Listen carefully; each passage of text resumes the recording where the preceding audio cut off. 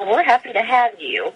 I'll go ahead and start with the questions, if that's okay. Okay, I want you to, if you will, tell us a little bit about Welkin's Angel, how the book came to be. Okay, I'd be delighted.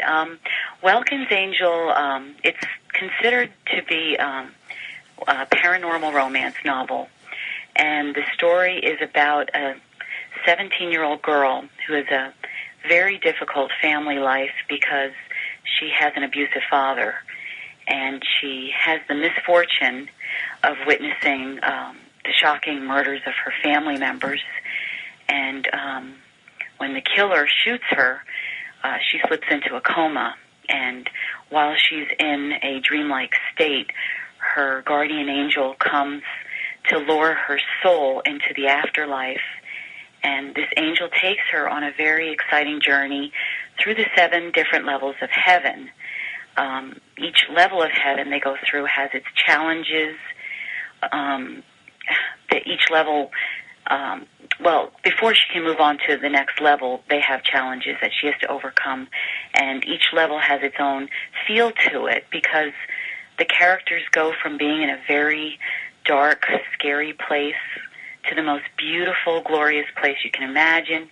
And reading this book will definitely make you curious about heaven and the afterlife. And my initial idea of writing the book didn't really come to me until my niece showed me a very eerie picture of herself with an angel apparition standing next to her.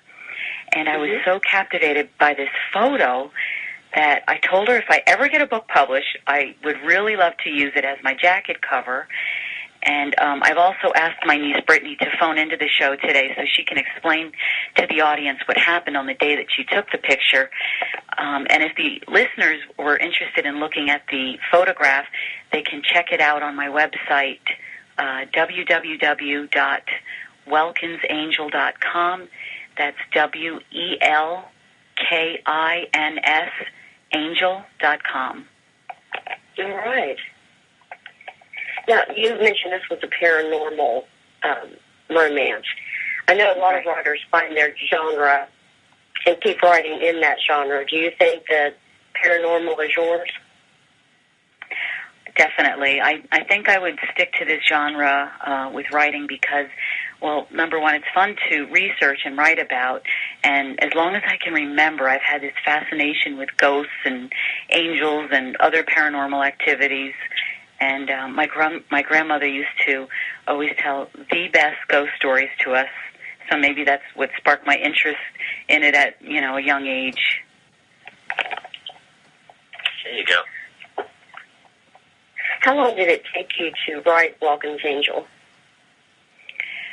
Well, it took me about a year to write. I usually wrote on Saturday mornings when the kids were still asleep and the house was very quiet. I knew once I saw the angel photo what ideas I had for the book because I have 3 vivid dreams that I used to have as a kid, and I would dream them over and over again. And I knew that one day I would like to write about them. So what I did was I took these dreams and wrote down all the details to them, and then I incorporated the storyline kind of like around the dreams. Oh. Well, that's interesting. Yeah. It was just something I felt compelled to do, It just, because I had these dreams so often as a kid, it kind of stuck to my memory. Now, I understand you went to New York to create the book trailer. Tell us how this came about and what it was like directing your book trailer. I started out by posting casting calls out to a few websites that I'm familiar with. My intent was to keep the book trailer simple. So I casted 2 actors by the name of Jim Poole and Chelsea Reed. Both of the actors lived in New York at the time, so I actually went into the city to film them for a few short scenes. And when I storyboarded the trailer to plan it out, I knew I was going to have to green screen some of the shots anyway because I wanted to shoot the dramatic scenes where they were going through the different levels of heaven. So I booked a studio and we it was just so much fun. It was surreal for me to be filming the trailer. I think every writer should try it because it brings your story from paper into reality. I'm sure this is what screenwriters or playwrights experience when they see their finished product on stage or film. Mm-hmm. Now, how did you do all this? I was just going to say, it sounds like it'd be a lot of fun to do that. Oh, it was. Yeah, I think so it too. was just such a really satisfying, like just to see it unfold before you, and you're telling them what to do and filming it, and I had the best time, green screening them and editing it and finding the right music. It kind of turned into like this just fun film project. Good.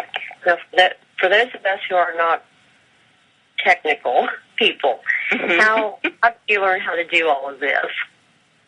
I mean, is this something you've done in the past, or? Yeah, well, I teach 7th and 8th grade, and part of the curriculum that I teach them how to do some movie making, and I would green screen them. And basically, all you do is film them in front of a green screen, and I have software that takes any type of background that you want, anything, and kind of blends anything that's green on the film into that background. So you can virtually put anyone anywhere, and it's just lots of fun. Oh, it sounds the like kids get a kick out of it. No, I'll bet they do. Yeah. Now, you have some acting talents as well, is that correct? Yeah. I started acting in, I believe, 2004. I was cast for a movie as an extra, and I discovered that I absolutely love the business. So I took some acting classes and went on a lot of auditions, and really, really just having a blast with it. The latest thing that I worked on was for a television series. It's called The Final Moment, and it's actually in editing. They're editing it now and packaging it up, and they're going to start sending it out to some networks to see if anyone will pick it up for them. So it's just lots of fun. Yes. Good. Mike, that did does you have sound a exciting. question, Cheryl? I'm sorry? I was asking Mike if he had a question for you. Oh, okay. Sure, just a very basic one right now. Are you working on anything else right now, or is another book by any chance? Well, yes, I plan to, because I do have some ideas for book number 2. I'm kind of digesting my thoughts for a little while before I start writing again. I've left some issues open in Welkin's Angel on purpose so that I can kind of write about it in book number 2. And I think I'll probably start planning to write next month when school's over and done with, and I have, a lot more free time on my hands. Yeah, basically you just have to let it grow a little bit inside and just think about it some more. Is that it? And sometimes it just comes to you.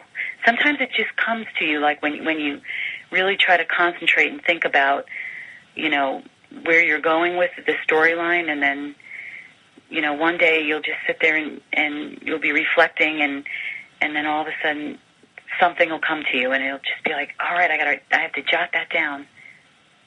Exactly. I understand that totally. On that vein, I have another question for you, too. It's basic. It's a process question. It's just something some people are curious about. I get asked about it a lot, too. Is when you're writing for your own process, do you write a storyline first and then fill in afterwards, such as description things, or do you just go ahead and write the whole thing? No, that's exactly what I did. I actually just wrote the outline first, did some research, and then I went back in and filled in the details later. That's always the fun part sometimes, isn't it? Definitely, yeah. Definitely. Okay. Have you done any book signings yet? No, I have not. I plan on doing some book signings maybe in the summertime when I'm not teaching. The school year ends at the end of June, so I have put some of my books in some libraries and local stores, and I've been marketing it basically from the online world. I've been using YouTube and Facebook, and